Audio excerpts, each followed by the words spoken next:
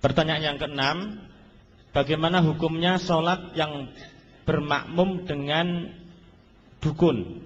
Apakah sholatnya harus diulangi? Hadirin sekalian, tolong dicamkan. Tidak semua dukun atau tidak semua orang yang membuka pengobatan alternatif lewat jambi-jambi seperti ini kita bisa langsung kafirkan. Dan takfir khas atau takfir muayyan itu setelah memenuhi syarat. Dan tolong dicamkan sebagaimana yang telah ditegaskan oleh Syekh Fauzan, yaitu Saleh Fauzan, yang mengkafirkan harus ulama, bukan ahlul ilmi yang baru pertengahan, apalagi baru ibtidak memulai belajar. Oleh karena itu, takfir merupakan hukum yang besar, tidak boleh ditangani kecuali oleh ulama. Itu ketika memvonis orang per orang. Adapun memvonis secara umum, siapa yang melakukan perbuatan ini kafir, itu boleh semua orang. Contohnya gini loh mas, ketika kita sekarang menangkap pencuri, kita katakan dia pencuri dan statusnya mencuri. Tetapi ketika pencuri itu mau dipotong tangan, dihukumin bahwa dia itu pencuri dan layak untuk dihukum, dan hukumannya potong tangan, siapa yang paling berhak memutuskan itu? Ulama hakim. Kalau memang pemutusan hukum pencurian tidak boleh dilakukan kecuali melalui proses peradilan mahkamah syariah, dan yang memutuskan adalah hakim yang alim, apalagi masalah takfir. Saya tanya kepada antum, mana yang lebih berat hukuman takfir dengan pencuri? Mas, saya tanya, mana yang lebih berat? Orang divonis kafir dengan divonis pencuri? Kafir. Kalau pencuri masih muslim, masih peluang masuk surga ada, dan cuma potong tangan. Sementara kalau kafir, satu, keluar dari Islam. Yang kedua, kalau mati tidak dikubur di kuburan kaum muslimin. Yang ketiga, hartanya kalau mati tidak boleh diwarisin. Dan kalau ada saudaranya muslim mati juga nggak boleh mewarisi. Dan yang paling penting, dipisah dengan istrinya. Tolong dicamkan, siapa yang sudah divonis kafir harus dipisah dengan istrinya. Dan itu ijma, tidak ada yang berbeda.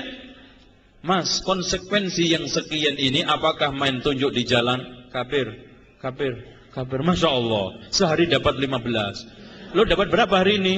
20. Anak cuma dapat 15. Ya udah besoklah tambah. Masya Allah, kayak ngumpuli bekecot mas. Subhanallah, ini hukum berat ya ikhwan.